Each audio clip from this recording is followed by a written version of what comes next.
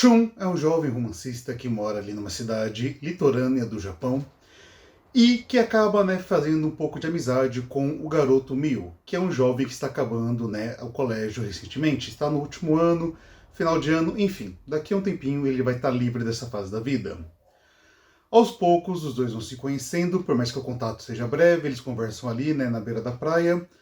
e eles acabam declarando o amor um por outro. Porém, um amor que acaba se tornando improvável de início porque Mio vai viajar para a cidade e permanecer lá por 3 anos. Até que ele retorna ali novamente para a cidade litorânea, passa a conviver novamente com Shun, numa outra fase da vida de ambos, e aos poucos eles começam a tentar entender o que um sente pelo outro e como esse amor pode se desenvolver, apesar dos traumas do seu passado. Aqui a gente está falando sobre o filme/anime The Stranger by the Shore, que é um filme de 2020, porém que chegou no Crunchyroll no final de 2022 e que eu assisti recentemente e resolvi trazer para vocês. Sendo assim, se inscreve no canal se não for inscrito ou inscrita, deixa o like para fortalecer o trabalho para que o vídeo chegue a mais pessoas e também comenta e compartilhe para vocês poderem ajudar no engajamento. Sem mais delongas, bora conversar um pouquinho sobre a obra então. Aqui a gente tem uma obra que é a adaptação de um mangá de mesmo nome, e que vale a pena ressaltar o gênero dela para quem não conhece. Acho que ficou claro pela sinopse que a gente está falando aqui sobre um amor, sobre um romance LGBT, mas especificamente um romance gay. Sendo que isso acaba se caracterizando ali no gênero dentro dos mangás e animes conhecido como Boys Love, que é uma tradução literal, seria garotos que se amam, um amor de garotos ou algo assim. Sendo que essas histórias são caracterizadas exatamente por isso, ter ali um amor, necessariamente, entre dois personagens masculinos, ou, no caso, até desenvolvendo um romance, eventualmente, dependendo da história, porque muitas vezes o amor pode não ser correspondido ou algo do tipo. Enfim, dito isso, aqui a gente tem uma história que foge um pouco do estereótipo de muitas histórias de temática LGBT, onde focam muito apenas no sofrimento dos personagens, principalmente o sofrimento envolvendo a sexualidade deles. Aqui até existe essa questão de traumas e tudo, porque faz parte da vida, a vida traz traumas e cada contexto traz seus traumas, pode trazer seus traumas diferentes, mas aqui essa história é muito mais leve, muito mais doce, muito mais bela. Ao pouco, como a gente começa a conhecer os personagens, eles são introduzidos, cada um ao seu modo, e a gente começa a entender do porquê eles são como são e porquê eles agem um com o outro de determinada forma. Por exemplo,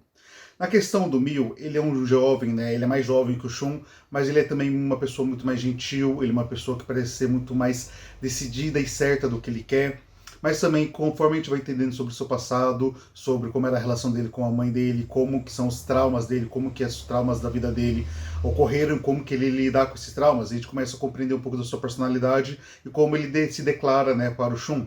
Bem como, conforme a gente vai entendendo o contexto de vida do Shun, as reprovações que ele teve dentro da própria família, dentro da escola, com o bullying, etc., a gente percebe do porquê ele é uma pessoa mais seca, porque ele é uma pessoa que tenta ser mais evasiva em relação aos próprios sentimentos, por mais que talvez seja ele que tenha tomado o pontapé inicial 3 anos atrás, ele sempre fica ali mais na defensiva, com medo do que o futuro pode trazer, não só para ele, mas para a pessoa que ele ama. Então, aos poucos a história vai se construindo, sim, com base nos traumas desses personagens, porque a gente precisa desse background para entender como que eles se tornaram a pessoa que eles são. E isso vem através de pequenas inserções de flashback ao longo do filme. Mas o foco principal aqui é ver a interação entre eles, como eles vão entendendo, compreendendo o amor que um sente pelo outro e como eles vão permitir que esse amor floresça. Então, é uma história que, sim, existe esse aspecto mais traumático, mas o foco, os holofotes ficam muito mais no amor que existe entre esses dois personagens, e isso tudo é muito bem conduzido por uma animação linda. O roteiro é muito bem construído, mas a animação, assim, é de cair o queixo,